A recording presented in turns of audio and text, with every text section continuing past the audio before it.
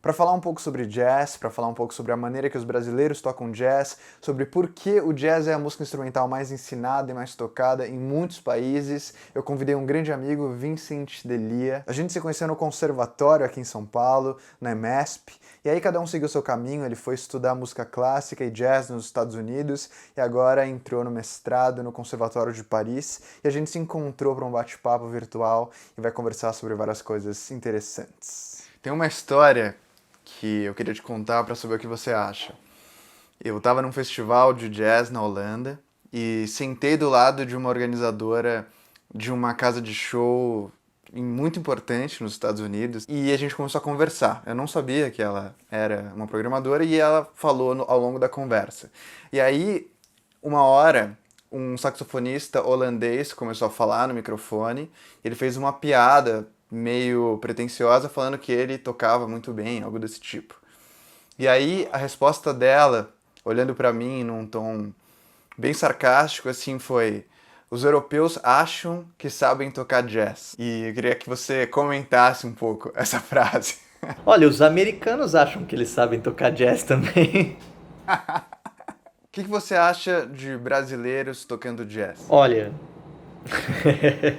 eu tô botando eu junto dessa aí, então ó, não se ofende, porque eu sou brasileiro também.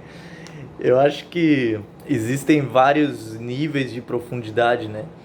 E cada música ela vem de uma cultura, ela vem de uma vivência e ela vem de uma forma de se expressar, né? E o jazz, ele nasceu da cultura negra do sul dos Estados Unidos aqui, né? E é uma cultura que nasceu da expressão negra na língua inglês, sabe?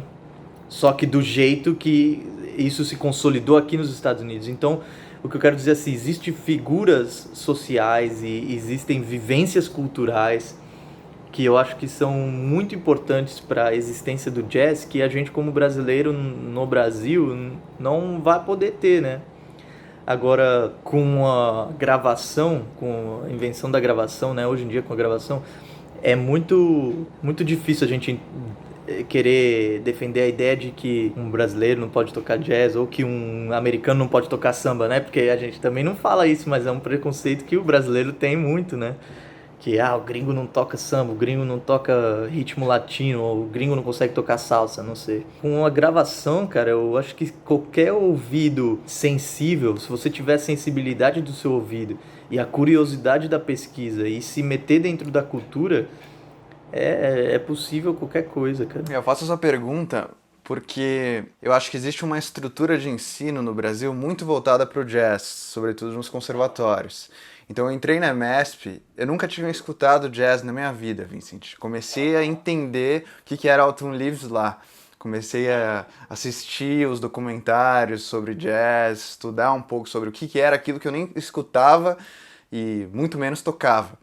E eles não me deram nenhuma opção. O que você quer estudar? Você quer estudar música brasileira? Você quer estudar música popular? Você pode estudar choro, você pode estudar samba, você pode estudar sete cordas, você pode estudar mil coisas, né? Por que música popular num conservatório no Brasil é jazz? Eu acho que é um questionamento não só do Brasil, mas é um questionamento mundial, né, cara? É uma cultura que vem dos anos 50, que vem desse interesse americano de expansão da música deles, né?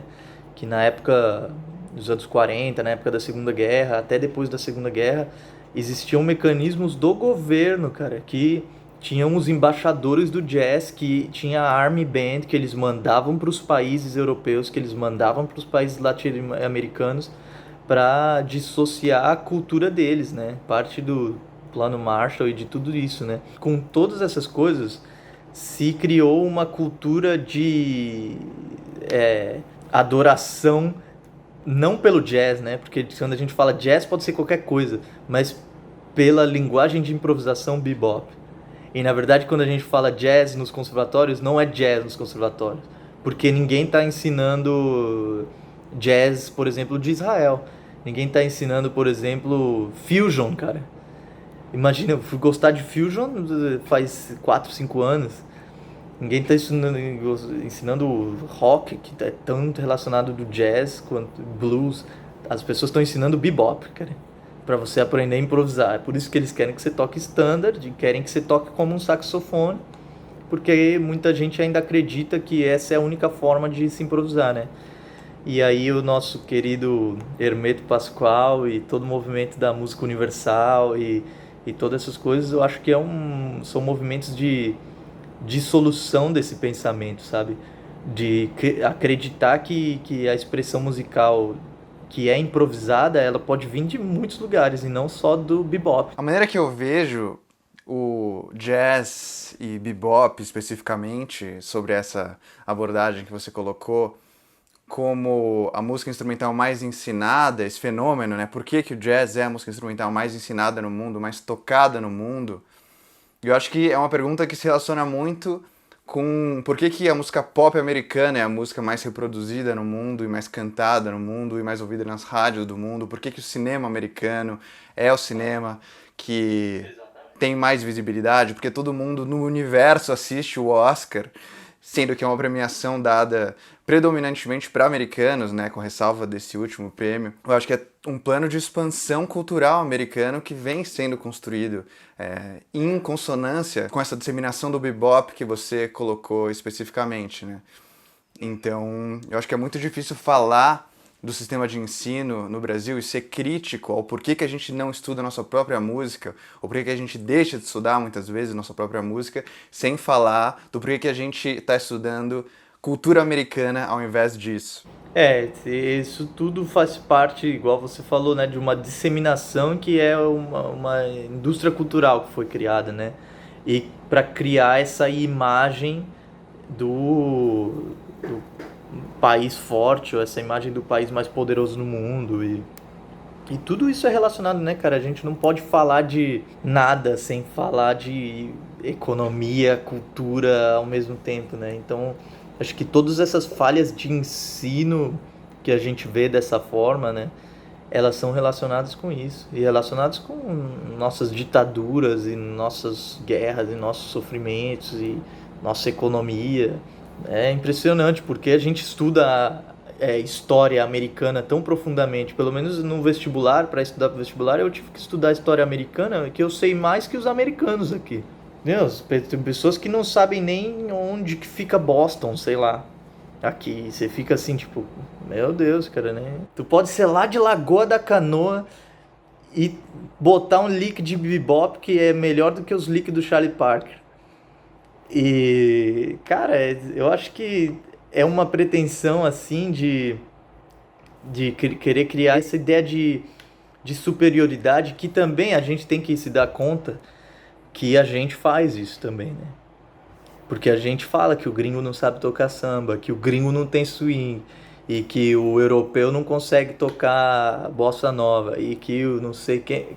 Isso tudo tem que ser diluído, né, cara? Não é só o europeu não sabe tocar jazz, todo mundo sabe tocar tudo se você estuda, cara. Tem uma coisa que eu sempre penso quando pensando no sotaque musical, que é no sotaque do idioma. E eu acho que mesmo que a gente saiba muito bem falar um idioma, é muito difícil que, se a gente aprendeu ele tardiamente, é muito difícil que a gente perca o sotaque da língua nativa. Só que tudo bem, eu acho que é isso que não é problemático. Acho que as pessoas, às vezes, no idioma, ficam com esse preciosismo de falar com um sotaque completamente estadunidense, né? Uma coisa super comum. E acho que é interessante questionar o porquê disso. Por que a gente não pode tocar música estadunidense, tocar jazz, tocar bebop com um sotaque brasileiro? Com algo que não seja 100% genuíno. Essa necessidade de pertencer 100% a um lugar que a gente não fez parte da nossa história, né? Outro dia eu tava falando justamente disso com minha tia, que é professora de inglês aqui, e ela falou isso, né? Muito interessante. Quando alguém te fala que você fala bem inglês, não é porque você está falando com a sintaxe correta ou porque você está usando os símbolos corretos ou as palavras corretas e a gramática correta. É porque você tem um sotaque bom. Então, quando as pessoas te escutam falar e elas acham que você é fluente, é porque você tem um sotaque que eles consideram bom, né? E é muito engraçado, né? Porque o sotaque, ele não diz nada sobre a informação. E eu acho que na música é a mesma coisa, né? E completamente concordo com o que você tá falando, sabe? O sotaque não diz nada sobre a informação musical. Ele informa musicalmente, ele informa musical. Igual o sotaque, quando eu falo inglês, ele informa alguma coisa sobre a minha cultura, sobre quem eu sou, sobre o meu background. Mas ele não fala nada sobre o meu conhecimento. Porque se eu tô falando correto, eu tô falando correto. E na música é a mesma coisa. Então acho que a gente tem que aprender sim a respeitar esses acentos e a criar uma identidade que é só nossa, né? E agora como indivíduo, não como brasileiro, mas como pessoa, né? Cada um dizer o que precisa dizer e assim fazer o som. E logo no inglês, né, que é uma língua universal, eu acho isso é interessante também. Por que um sotaque bom é um sotaque estadunidense? Tem mais de 40 países que têm inglês como língua oficial e o inglês nem se originou nos Estados Unidos. O inglês com sotaque da Índia não é um inglês com sotaque bom, né? Interessante, que é uma língua oficial lá. Tem a ver, né, também com essa discussão da música. O jazz já se tornou um gênero internacional, então esse preciosismo me parece um pouco mesquinho até. Totalmente isso, né? Hoje em dia, tipo, acho que nunca, né? A gente pôde usar o termo jazz para se referir a uma música específica, né? Jazz é qualquer coisa, cara. Você imagina, você vai falar que Gershwin é jazz e que, puta, Coltrane é jazz e que, não sei, Robert Glasper é jazz também. Você fica, meu, um é de 1918, o outro de 1960 e o outro é de 2018. Já não é mais aquela coisa, sabe? Por isso que quando eu falei sobre a questão do ensino, eu me referi ao bebop. Porque eu acho que é um erro de nomenclatura que causa essa confusão na educação também, sabe? Vou estudar jazz. Não, as pessoas querem que você toque bebop. E aí, quando você entende que bebop não é um estilo de música, mas é um estilo de improvisação e você respeita outros estilos de improvisação também, aí você pode expandir sua mente, né? Então é isso, espero que você tenha gostado desse vídeo. Vou deixar links de outros vídeos aqui, caso você queira continuar assistindo vídeos meus. Também vou deixar links de outros vídeos na descrição desse. Um abraço e até a próxima.